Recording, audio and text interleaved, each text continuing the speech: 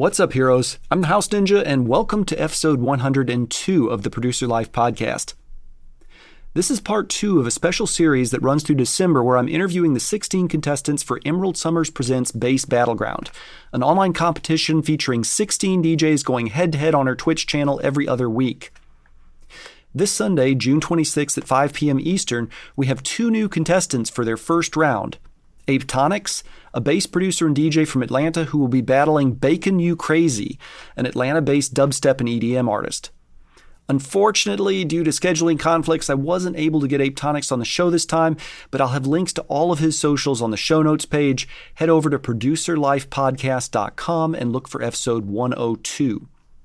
I did, however, have a terrific interview with baconUcrazy, who offers some great advice for new DJs and talks about his upcoming booking opening for none other than Flux Pavilion. But first, cue the intro music. This is the Producer Life Podcast with your host, the House Ninja. Bringing you actionable ideas to improve your music and get it heard. Now, this Sunday, June 26th at 5 p.m. Eastern, we've got 2 new contestants for their first round. The first of which, who's with me right now, is baconUcrazy, who's an Atlanta-based dubstep and EDM artist who's opening up for none other than Flux Pavilion on July 22nd. So, Bacon, welcome to the show. Hey, thanks for having me. I'm excited. This is going to be good. Talk to me about where you got started. You know, what brings you to the EDM scene? Yeah, so Ninja, back when I was I've been in the scene maybe for 4 years, and what got me into this scene was a friend of mine. He was ranting and raving all the time about how EDM kind of changed his outlook and his perspective on everything, and I decided one year that, imagine 2018 actually, that I would finally see what all the hype is about, but unfortunately, my best friend ended up passing away in an accident. So I'm so sorry. It's okay. It happened a while ago, but in his absence, I decided to go anyways, and the rest is history. It kind of changed my life. I'm a huge Adventure Club fan. I saw them for the first time at Imagine, and I was sold. After that, I started. I started just going to festival after show after festival, and had so much energy that I wanted to kind of give back to the community that had already given me so much that I started DJing. And in the Atlanta scene, it's pretty tough. There's so many great DJs out there already. And after a year of doing that, I decided to start producing, and I landed on baconUcrazy. And I love everything that the EDM community has given to me so far. Okay, awesome. Well, so how did you start off that DJing journey? What did you just buy some turntables and start practicing, or did you have a friend that kind of walked you through it, or how did you get into it?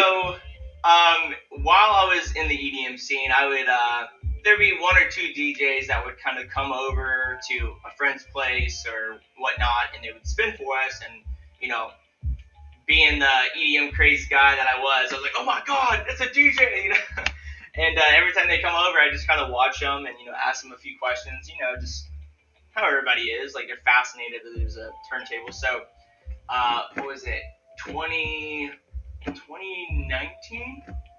No, 2020, New Year's Eve, I decided that, hey guys, I'm just going to basically use what I know and DJ for a group of friends at this house party.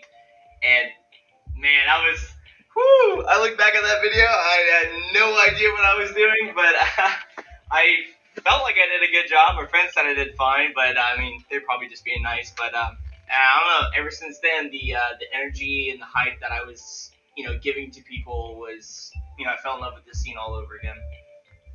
Okay, well, that's great. And then what about the production piece of it? You said you started a year or 2 ago producing. How did that transition occur?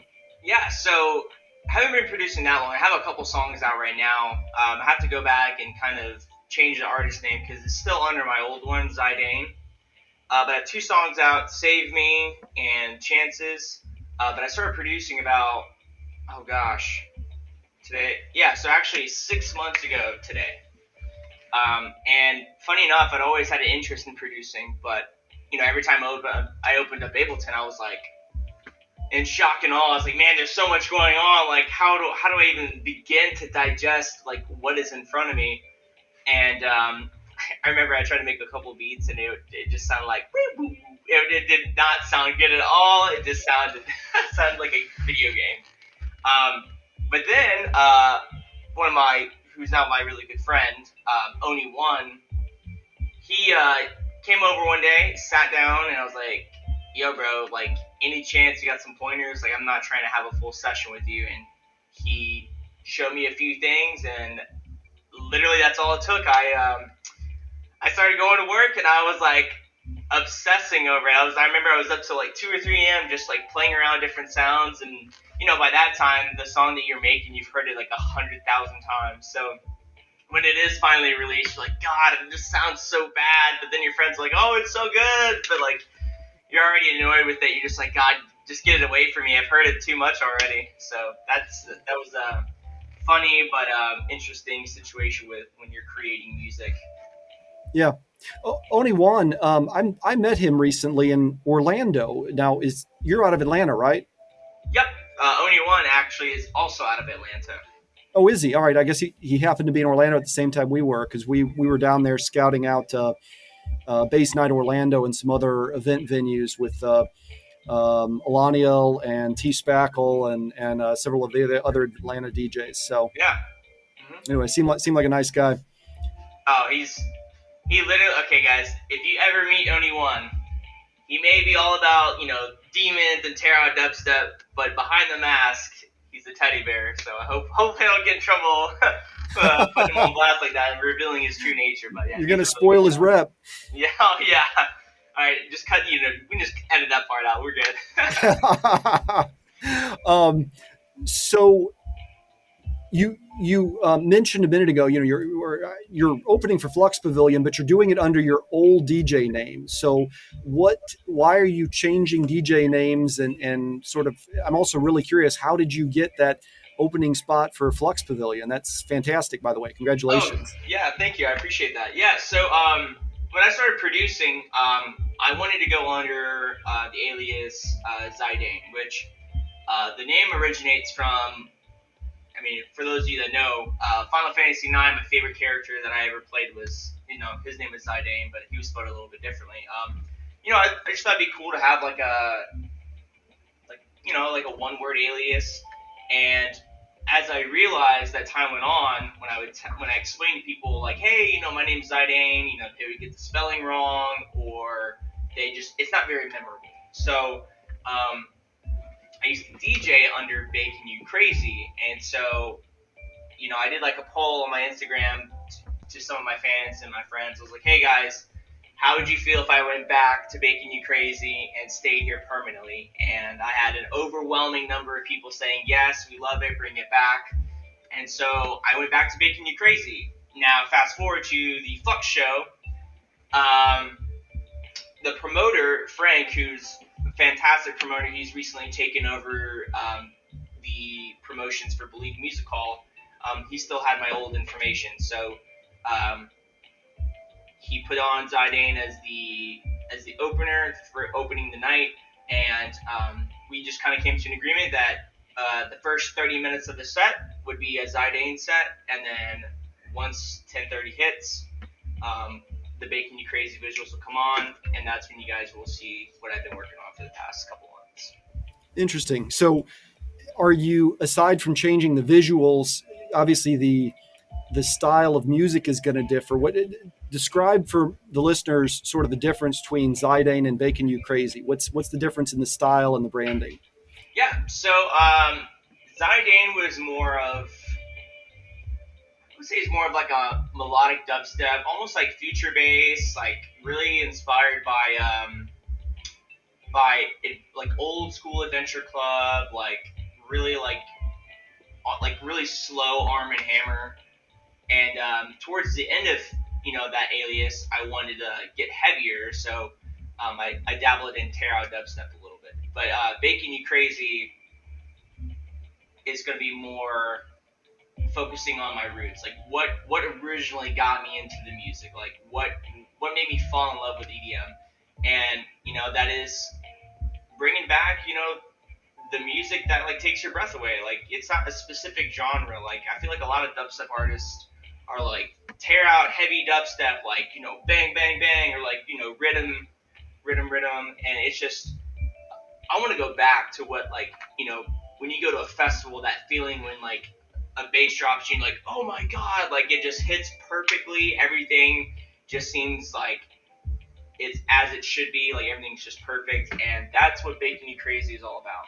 He's not really gonna have a specific genre. Of course, it will be more melodic dubstep, but there's a lot of tear out there, and so to kind of get the yin to the yang, I'm just gonna be finding music that really. I'm just gonna be finding and making music that's gonna just really take the viewers and the listeners' breath away.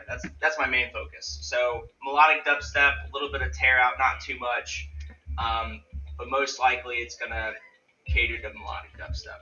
So people like Wooly and maybe like Cry Watchy, not Kai Watchy, but the Cry Watchy of the EDM world. Maybe even a little bit of Send the Sky. So okay, so and the tear out in contrast is much more aggressive, percussive, rhythmic, sort of peak hour, as opposed to more of the melodic style that you're going for.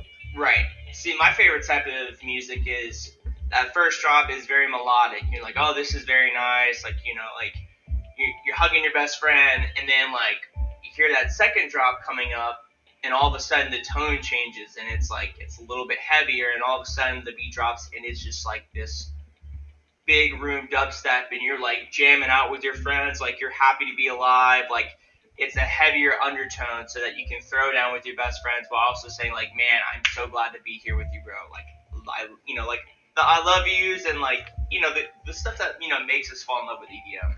Yeah, the plur. Yeah, exactly. Bringing back a little bit of plur into that rage, which don't get me wrong, guys, I love to rage, but bring back a little bit of that love in there too. Ragey plur. Yeah. All right. I wanted to ask you, since you're still, I mean, you started DJing, you said 3 years ago, right? Yeah. Mm-hmm. Okay. And you kind of just threw yourself into it. You asked people for advice and that sort of thing. What was, as you were picking people's brains, what was the best advice you got from any of the DJs? Oh man. This one guy that I try to keep in contact with, but he's moved out to California, and you guys may know him. His name's Seven Figure. I remember one time I was upset that a couple of my friends didn't come to my show. I was like super bummed out, and I was like, man, like all my friends said they were gonna come and they didn't show up, and like I had nobody there. And he gave me some really good advice, and it was like, he's like, you shouldn't rely on your friends to be your fans. He's like, your music should be so good that your friends want to come and see you. You don't want people to feel obligated to come see your set, because then that's not what it's about. So from that point on, I didn't really, if friends didn't make it, I wasn't beat up about it, because if my music is so good and my mixes are good and everything else, it'll pull people to me. So, and that's what I want. I don't want people to feel forced to come to my shows. I want people to want to come and see me. And that was probably one of the greatest advices that I was given, and I can also give to other DJs out there that are just starting off. Like, don't be upset if your friends don't come to your set. They're just doing you a favor by saying like, hey, like, I'm so sorry, like something came up. But they're also trying to be nice and say like, hey, like, it's not that good yet, but I believe in you, Yeah, that is great advice. And as you got started off, like every DJ putting in their time, I know you spent some time at smaller venues dealing with a lot of people coming up, and we've all been there asking for Katy Perry, or, do you have this? Do you have that? How did you, I'm curious, handle requests? Because I understand that's been a challenge for you, as it has been for all of us. Oh, yeah. Well, I mean, I think we've all been there where we're like, we got a sick, double drop coming up, and like we're getting ready, and you have you have white girl Sarah coming up to you, and she's like, "Oh my God," and she's, of course, a little drunk.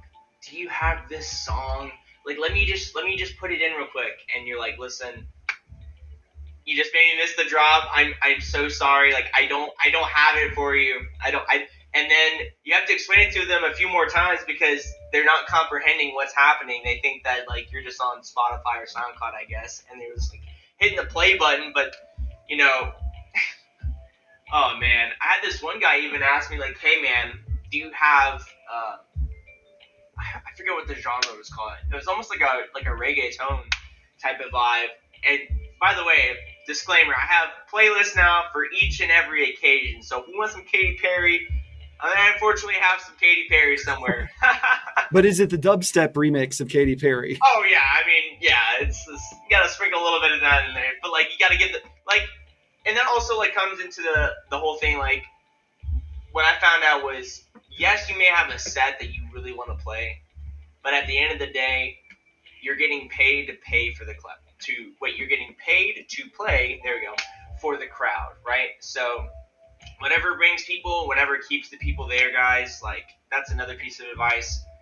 Play to the crowd, because at the end of the day, you're gonna get followers eventually, and you want people to follow you because you're a great musician, right? You're a great artist. Like, you can bend your ways to make the people happy. And at the end of the day, that's what we're doing. We're just a guy behind a bunch of, hardware making bebop sounds, making it sound great, right? So, gotta get people what they want sometimes. Yeah, I was watching a DJ course with Phil Morse, who does DJ Digital Tech Tips. And one of the things he said, which I thought was pretty profound, he said, as you're performing, you try to play like 2 songs for the crowd and 1 song for you. So, or 1 song for what you think the crowd needs to hear. Because DJs, part of our job also is kind of being a taste maker. Right. So you got to cater to the crowd, but then there's also this element of, hey, I'm going to introduce you to something new that maybe you didn't know you didn't like. Because you don't want to just be a top 40 jukebox, Exactly.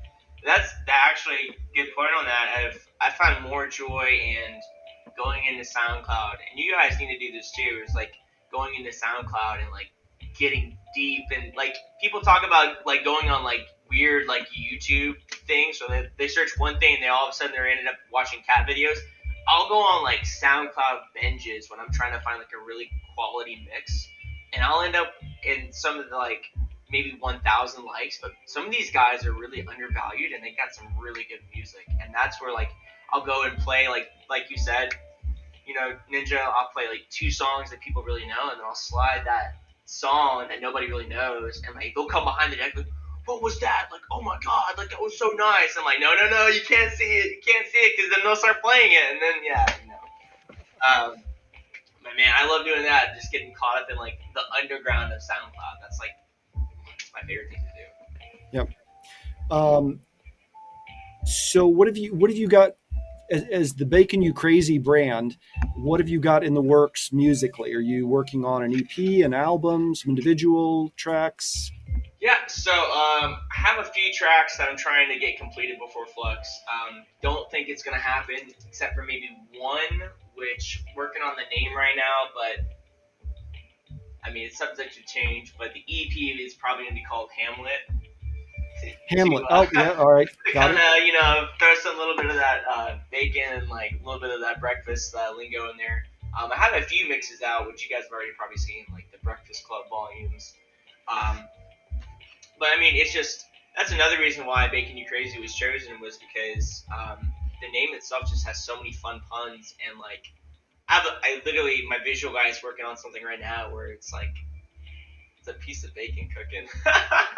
For like the heavy drops, it's just like a piece of bacon just cooking. So it's fun, man. Like, I mean, at the end of the day, like, we're all just here to have a good time. Like, it's a business, and baconUcrazy is a lot more memorable than, Zidane. And also people can shorten it to bacon, right? I've even had people come like, "Oh my God, you're that bacon guy." I'm like, I am the bacon guy. Yeah. So I have a few tracks, and I'm definitely gonna have one like on release for Flux. I have 2 that I'm gonna try to make VIPs out of, but I got some stuff in the works for sure. Flux is going to be definitely a fun set, and I'm sure something is going to go wrong. It always seems to go wrong, but we're gonna have a good time doing it, and we roll with the punches. It's not Flux opening for baconUcrazy, by the way, guys. It's baconUcrazy opening up for Anadict and for Flux. So that's another thing too. A lot of these young DJs, they want to get out there and they want to banger. You guys can't unfortunately do that, because if you want to get booked again, you have to play your part. You have to play the part of the opener. You have to set the tone, and you have to build up to the set. If you steal the show, you just kind of look like an ass. Because one, you're not going to steal the show. You're just gonna look a fool. You know what I mean? And then they'll never call you back. Yeah, so, wrong energy at the wrong time. Exactly. So it's my job to build, and then bring you down. Build, and bring you down. So that's going to be the entire set at Flux. Okay, awesome. Well, tell me, so that's the Flux Pavilion show on July 22nd at Believe Music Hall, right? Yes. All right, so tell me a little bit, without revealing too much to your opponent, what about your strategy for Bass Battleground this Sunday? So I know Son of Witch, he definitely plays some heavy tear-out dubstep and some rhythm. So I might cater to some heavy dubstep myself, but haven't really decided on what kind of a set I want to play. Part of me wants to just make this a practice round for Flux. Part of it makes me want to just go as hard as I possibly can and tear the roof off. But it's a lot of different things I got to think about, right? Bass Battlegrounds is, I'm sure, getting a lot of attention already, so it is a good chance for me to practice my brand and what baconUcrazy is going to represent. Other than that, it's, the other option is, should I practice the set at Flux and give y'all a little taste? So it's kind of weighing out my options here. You guys are just going to have to tune in and find out which one I decide to do. But just letting you know, if I go hard, it's going to be hard. Okay. All right, great. And where can people find you online, your new brand, baconUcrazy? Yep, so right now, guys, you can find me at SoundCloud /baconUcrazy. I'm also on Instagram. Oh my God. Okay, speaking of Instagram, when I went to put my name as baconUcrazy, you guys can laugh at this maybe if you want, but there's a lovely lady on there that decided to call herself baconUcrazy. So and she likes to show parts of herself. So y'all can have fun with that. But I'm baconUcrazy official. So Instagram.com /baconUcrazy official. The Twitter handle is baconUcrazy. So twitter.com baconUcrazy. As for Spotify, that is in the works. It's under construction right now because, again, I'm switching back my alias. So give me some time on that. I will sure to have something for Bass Battleground so that you all can give me a follow. Okay, well, terrific. It's going to be fun. I think that kicks off at 5 p.m. Eastern time this Sunday on the Emerald Summers Presents Twitch channel. So I wish you good luck, and thanks again for your time tonight. Yeah, absolutely, Ninja. Thanks for hosting this, man. I really appreciate that. You're doing a great thing by getting the DJ's interview before the battle, so it's kind of feels like some UFC type of stuff. It's going to be good. I'm excited. All right, thanks again. All right, thank you, man. Bye-bye. Thank you so much for listening. If you enjoyed the podcast, don't forget to leave a rating and review over on Apple Podcasts, and make sure you tune into the Emerald Summers Presents Twitch channel this Sunday at 5 p.m. Eastern to catch the battle. I'll also have lots of links for you on the show notes page, as well as a link to the live video of this interview at producerlifepodcast.com, and then look for episode 102. Until next time, this is the House Ninja reminding you to be somebody's hero today.